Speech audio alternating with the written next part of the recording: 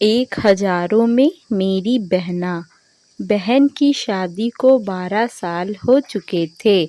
उसका ससुराल पड़ोस के गांव में था, लेकिन मैं अब तक कभी उसके घर नहीं गया था। लेकिन वह कभी कभार सबसे मिलने घर आती थी। एक दिन मेरी पत्नी ने मुझसे कहा कि तुम्हारी बहन जब भी आती है तो उसके बच्चे पूरे घर पर कब्जा कर लेते हैं और बहुत परेशान करते हैं। पूरे घर में सामान फैला देते हैं, खर्चा तो दोगुना बढ़ जाता है।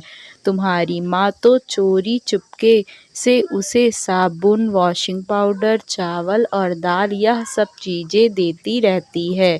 यह सब सुनकर मुझे बहुत गुस्सा आया। मैं मुश्किल में घर का खर्चा चला पाता हूँ और मेरी माँ मेरी बहन को सब कुछ दे देती है। एक बार बहन घर आई थी, तभी उसके बेटे ने टीवी का रिमोट ही तोड़ दिया। मुझे गुस्सा आ गया और मैंने अपनी माँ से कहा कि दीदी को ऐसे बार बार घर नहीं आना चाहिए, बस दिवाली पर ही आया करे और जो तुम झोला भर के सामान देती हो वह भी बंद कर दो। माँ ने कुछ नहीं कहा, पर बहन ने सब सुन लिया था, लेकिन वह भी कुछ नहीं बोली। 4 बज चुके थे। उसने अपने बेटे को तैयार किया और वह कहा, भाभी मुझे बस स्टॉप तक छोड़ दो।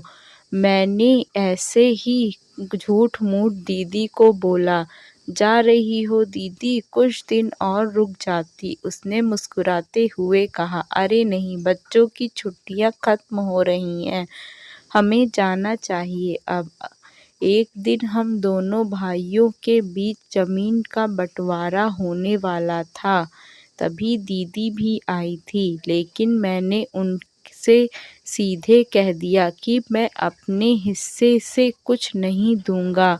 माँ ने कहा कि बेटे का भी अधिकार होता है, लेकिन मैंने उसे चिल्लाकर कहा कि मैं उससे कुछ नहीं दूंगा। दीदी सामने बैठी थी, पर कुछ नहीं बोल रही थी।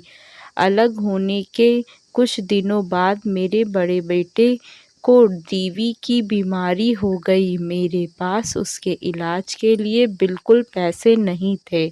मैं बहुत तनाव में था। ऐसे ही एक दिन मेरी बहन घर आई और मेरे पास बैठ गई। उसने अपना हाथ मेरे सिर पर फेरा और कहा कि तुम तनाव में क्यों हो? मैं तुम्हारी बड़ी बहन हूँ, मुझे बचपन में पाला है, तुम्हें जानती हूँ मैं, और तुम्हें मुझसे भी ज़्यादा बड़े दिखते हो। उसने अपने हाथों से सोने की चूड़ियाँ निकाली और मेरे हाथों में दे दी। उसने कहा, तुम पागल हो, तुम ऐसे ही टेंशन ले रहे हो, यह चूड़ियाँ लो और अपने बच्चे का इलाज करो। वह धीरे से बोली, चूड़ी के बारे में किसी को मत बताना, तुम्हें मेरी कसम है। उसने फिर से अपना हाथ मेरे सिर पर फेर दिया। उसने मुझे 1000 रुपये दिए।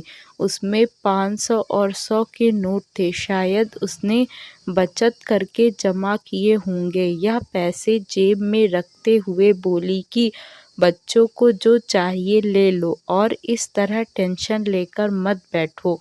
चलो, मुझे अभी जाना है। बच्चे स्कूल गए थे, इसलिए सोचा जल्दी आकर भाई को मिलकर आऊं, इसलिए आ गई। तभी मेरा ध्यान दीदी के पैरों पर गया। उसने टूटी हुई चप्पल पहन रखी थी और पुराना दुपट्टा पहना था।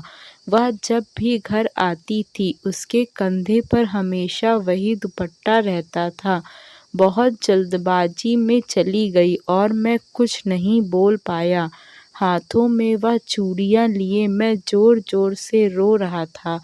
हम भाई कितने स्वार्थी होते हैं ना, पल भर में बहन को पराया कर देते हैं, और बहनें अपने भाई का ज़रा भी दर्द बर्दाश्त नहीं कर पाती। उसके घर में वह कई समस्याओं का सामना करती हैं। दोस्तों, हमें थोड़ा समय देकर और अपनी बहन से हाल चाल पूछना चाहिए। बस एक पल के लिए मुस्कुराएंगे तो उतना काफ़ी है। उन्हें हमसे और कुछ नहीं चाहिए होता। यह सच है कि किसी ने कहा है कि एक बहन दूसरी माँ होती है। कहानी अच्छी लगी हो तो चैनल को सब्सक्राइब करें, वीडियो को लाइक करें और ज़्यादा से ज़्यादा शेयर करें।